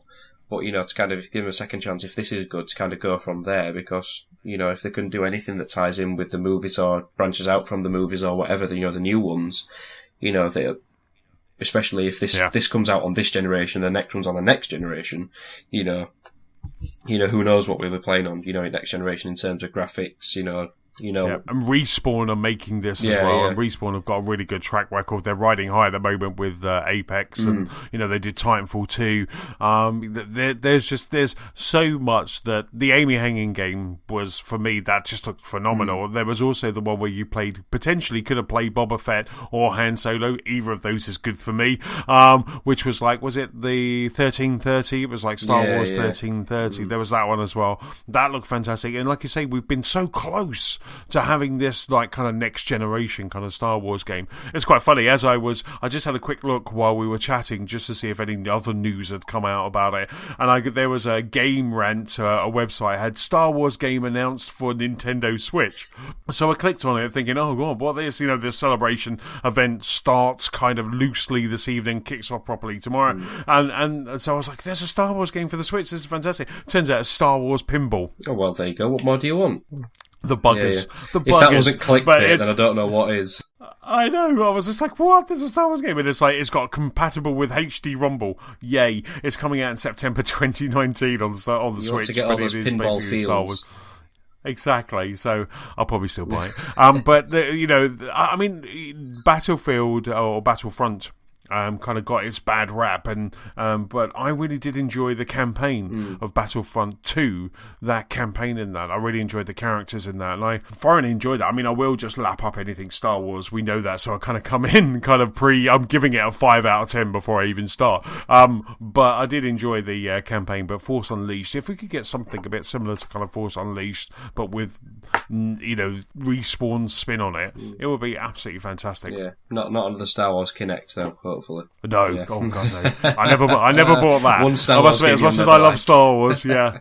When I saw Han Solo dancing, I was like, no, I'm done. I'm done. How dare you? How dare you, sir? So that's Star Wars coming out, and then equally as awesome as Star Wars, you've got some Harry Potter news, which will be straight up James's street. Needless to say, it's Niantic is opening name reservations for the new Harry Potter Wizards Unite game, which is the Harry Potter version of Pokemon Go. So it's by the same guys, Niantic Labs. They're bringing it out, so they kind of tapped into the success of Pokemon Go and said, why not do it at Harry Potter as well? So it's not coming out till summer. So it's still, a few months away just yet, but they're letting people use existing Pokemon Go and Ingress players. I don't know what Ingress is. I'm not entirely sure what that is, but no. But at least Pokemon Go players anyway reserve their usernames to carry over to Wizards Unite. So at least, kind of moving back to sort of the Sony debacle, at least you can reserve your name from one to the other to kind of keep that identity going, keep your username and everything going over. So if you head over to the website, you can you need to log in, but it'll work for both Android and iOS players, and it lets you register your name on there. So this is, like I say, is kind of their equivalent of Pokemon Go, really. So obviously it uses the the GPS trackers in your phone, augmented reality systems to obviously, but it just got wizards and creatures in it instead of Pokemon. So, so it's just, like I say, it's straight up any any Harry Potter lover's street, really, which would be James, needless to say. I know he went after did he go after was there a Jurassic Park one as well that he went mad for at one point or something? There's a dinosaur one of some kind, I think, wasn't there? Or something like that. I think, I saw there was a Ghostbusters one, wasn't there? But I think it was the Jurassic Park. I think he kind of went on and went off, I think, in maybe the same day. I think, because when the Ghostbusters one came out, I was like, there's Ghostbusters. It was like, Jurassic Park never got me. I don't think Ghostbusters will. So it was like, but I can't wait to jump into this. This is going to be, this is going to be so much fun. Being a Harry Potter fan, I just think this will be a good laugh. Just kind of walking around the streets, similar to when Pokemon Go was kind of huge. It would just be a good laugh, just kind of going around and just kind of being a wizard in Tunbridge Wells. It's like walking into people. What are you doing? I've got to fight a Dementor. Get out of my way! Get out of my way! Out of my way, child! Just pushing people over. A Dementor with elbow patches. Oh, a hipster Dementor! Can you imagine? So I mean, just looking at the sort of the clips that you get, there's just there's Harry kind of been mugged by a Dementor, but you kind of got to been knocked off his broom. It's like give us your wallet. Yeah, just like GTA style hijacking of his broom by the looks of things. But it says that the tracers help you discover foundables, which sounds like a completely made-up word. Sorry. Yes. Foundables being beasts. It's like collectibles, isn't it? But it's not. It's loot, but not saying loot. Helps you find beasts, objects, and people pulled out of time and even memory. So it looks like there's going to be sort of a lot of interesting things in there from sort of Harry Potter lore, I imagine, sort of ghosts and the like. So it's calamity tracers. After the calamity, traces of magic are at large all around you. That's it. So you can't just find these traces of magic and then return them to the Ministry by finding them. So that's what you've got to do. So it'll be interesting how it keeps you going. This one, I think, in terms of like Pokemon Go. After the novelty of it wears off, you walking around and you find Harry or you find Hermione or a Dementor or Dobby or whatever, and then you send them back to the Ministry, and then it's like, all right. So what now? So it'd be interesting to see what. Cheers for that. Thanks. Yeah. Do a James on it. Just like, that's cool. Then just uninstall it again straight away. So it'll be interesting to see what actually sort of they do to kind of propel it further onwards from that. Yeah, no, absolutely. I'll be interested to just kind of jump in when this comes out on iOS and Android. As you say, it was the summer that's coming out. Yeah. So when the nice weather is back, hopefully. Anyway, exactly. Wander the streets and do that. So yeah, absolutely. It sounds fantastic. And next piece of news is with me, and that is that we have some new titles coming to Game Pass, to Xbox Game Pass, to the service that just keeps on giving. So Microsoft announced that they are bringing 6 new titles to Game Pass this month, and they are Prey is coming. It's already out actually. Prey came out today. So they got Prey, Golf Club 2. Monster Hunter World is coming, Walking Dead: A New Frontier, and Life is Strange Episode 2, and also Resident Evil 5.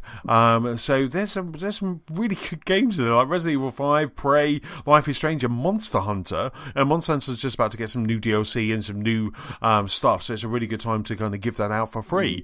But there's some really good titles that are coming to Game Pass. But with everything that we have, we must also take away, and there are some games that are coming out of Game Pass. So they'll be coming out of Game Pass on the 21st of April, and they will be Homefront: The Revolution, Ollie Ollie 2, the XO Edition, Outlast, Pumped BMX Plus, Sheltered, Golf Club, but you've got Golf Club 2 coming this month, The Swapper, and Unmechanical Extended as well will all be coming out of the Game Pass service, but we have kind of 6 really good titles kind of coming in. So it's good to see that just keeps on giving. I still can't believe how many awesome titles there are in the in Game Pass. No, well, we say it pretty much every time we mention Game Pass, don't we? That if you bought an Xbox, you wouldn't even need to buy a game with it, because if you got Xbox Live Gold, which you pretty much need to have an Xbox anyway, and then get this, but obviously, like I think did you mention it last week on the pod, or you at least sent it in the WhatsApp group that they're looking to merge Gold and Game Pass together. So if you get Gold that's got a merged Game Pass membership with it, you've got access to like you say 150 games or something right off the bat. It's like, you don't need to buy a game. You know what I mean? It's ridiculous, especially to get some of these games that you do, and all the first party titles from Microsoft as well, to just get Sea of Thieves, Forza, Gears of War, that sort of thing is just crazy. It's just mental, and it's said that some games will be going because you're not going to be able to play them all, but like you say, they'll go, but then a new batch of games will come in that you'll want to play anyway. Yeah. So, the kind of, you can see this is going to be part of that all digital future push, isn't it? To have a discless Xbox, but I was obviously anti it, probably say maybe 4 or 5 years ago because of my internet abilities, but now that I've got my own house and we've got sort of super fast broadband, most of my games are digital now, in terms of, obviously the only games I get physical are through Boomerang. Now I'll just play anything on Game Pass, or if I do buy it, because now digital is pretty much on par with pricing of what physical is anyway. It's like, well, I'll just buy it digitally because I can just install it and uninstall it whenever I need it, and then that's fine, because I've kind of grown out of that sort of buying and trading in phase now, which again you guys tapped into last week in terms of it's on a massive decline at the moment, because that's massively plummeted recently, and I kind of came out of that maybe sort of like 5 years ago, because you just shell a load of money out for no reason. So but like I think was Resident Evil 5 back on the PS3 days? Is that right? Am I right in saying that? I think so. Is that the one where they're in Africa? Is that the one? I think it could be. Whether it got a remaster for Xbox One, because it's not looking like an Xbox 360 title. It looks more like an Xbox, because Xbox 360 title has that banner, don't they? Going across the top. But yeah, so that's coming out. I've just closed that thing. Obviously, they're coming out staggered throughout. So that's the last April, one, isn't it? That one. Yeah, so we've got Prey and Golf Club are out already. Monster Hunter World comes out on the 18th. Walking Dead: A New Frontier comes out on the 18th as well. Life is Strange Episode 2 comes out April 24th, and they did say that, didn't they? That they would be releasing those episodes a couple of months later. And then Resident Evil 5 comes out on April 25th, but everyone will be too concerned to play. They'll be watching Avengers Endgame to go to play Resident Evil. But Resident Evil 5 will be coming out on the 25th. And like I say, it looks like an Xbox One game. I don't think it's an Xbox 360 game. So maybe it got a re-release, maybe it got a kind of a remaster slightly. Yeah. But yeah, I mean, what you were talking about before, where there's rumours at the moment about this ultimate Xbox Game Pass thing, which will include Xbox Gold or Xbox Live and Game Pass in a monthly subscription. They'll just merge the two together. And also the rumour again, which was about that all-digital Xbox One S. We have a Inside Xbox episode airing on April 16th, which they're going to talk about E3. They're also going to talk a bit about Gears of War. They're going to talk a bit more about Sea of Thieves and the anniversary update that's going to be coming out in a couple of weeks. I'm sure we're going to be talking about that in the next couple of weeks as well.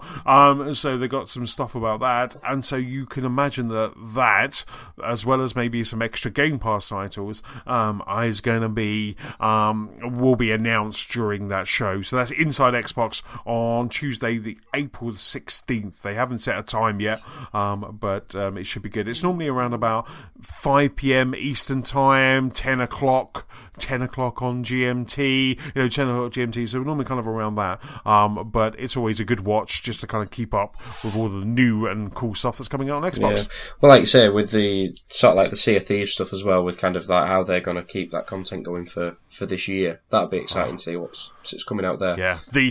The anniversary edition that's coming out at the end of this month looks absolutely fantastic. You're going to have about a 20-hour-ish, I think Eurogamer were reporting a 20-hour-ish campaign in Sea of Thieves. So you imagine just jumping on and playing a 20-hour campaign in Sea of Thieves. I cannot wait for that anniversary update. We'll probably, I think James is on next week, so I'm going to grill him next week. Get as much as you can out of him. Get all the details. Yes. So yeah, it's just very kind of nothing that hasn't been released, but there's been a lot of details released. Embargoes have been lifted this week. But when I was going through the news, I thought, if I've got James on the pod next week, I'll talk to him about it, and just so he can kind of really kind of fill us in properly of what's coming out on the anniversary, because we've got Arena, which is the PvP, and then we've also got Tall Tales, which is the story mode. So I'm looking forward to jumping again, marked on the calendar for that weekend, jumping back into Sea of Thieves and really kind of taking on that single player game. Or not single player campaign game. So it's better. It's never good with single player. You need a crew. So the Division's got a lot of competition. I need a crew. I need a crew just to keep me away from the handbrake. The Division's got a lot of competition at the moment. It's got so we're a lot of kind of fighting for this kind of multiplayer. But I can't wait to jump into Sea of Thieves. So that's it. So we've got new games coming, some games leaving, and also Inside Xbox is coming on the 16th of April. Ooh. And that's it. We're out of news, Steve. It's obviously people are getting out of the way, getting ready for Star Wars Celebration, as we are. We'll probably talk about it next week. Oh God, can you imagine that? I've got to talk about Star Wars Celebration with Thomas. I feel sorry for James next week. Are you sure he wants to do this? Have you cleared what I might do is I'll just pre-record that, and I'll just pre-record it on my own and just insert it, because I'll be talking to myself anyway. Right, so that's about it for this episode. Big thank you for listening, Steve. Ginormous thanks for pulling up on mic. Thank you for having me again. No worries. Don't forget you can keep up with us at gamerslotspark.com. I forgot. You've done it again. You've missed the auto cue again. 150 episodes, and you would think I'd be a seasoned professional. Don't forget you can keep up with us at gamerslotspark.com. You can also find us on Facebook, on Twitter we're at LostSparkPod. You can also find us on YouTube, and also Gamers Lost Spark PS4 Community and Xbox One Club. Steve, where can people catch up with you, sir? I am Steve Carter91 on Xbox Live, Cartero on the PlayStation Network, and at Steve_Carter91 on Twitter. Excellent stuff for me. I am Chessman on Xbox Live and Nintendo Switch, PS-Chessman on the PlayStation Network, and Chessman UK on Twitter. Don't forget, if you have any feedback or any Star Wars questions, especially for next week, please send it to us. Our email address is feedback@gamerslotspark.com. Well, that's about it, Steve. I'm going to get ready for Star Wars Celebration, so say goodbye. Yeah, City. Bye.